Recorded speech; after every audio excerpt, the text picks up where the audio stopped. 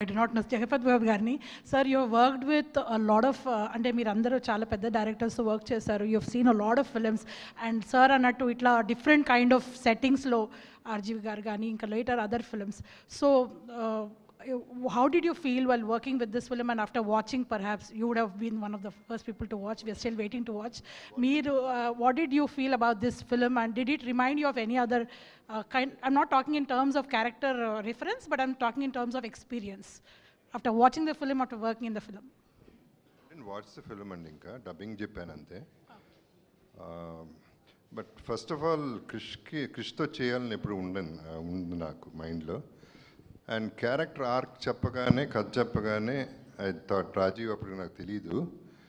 So Krish కంప్లీట్గా నాకు ఎప్పుడు నమ్మకం, ఎందుకంటే నాకు చాలా ఇష్టమైన డైరెక్టర్.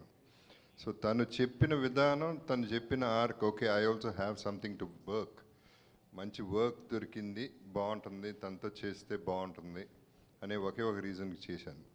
బట్ ఆఫ్టర్ సీయింగ్ డబ్బింగ్లో కొంత చూశాను మిగతా సినిమా అంతా, అండ్ ట్రైలర్ చూసిన తర్వాత ఐమ్ రియలీ ఇంప్రెస్డ్.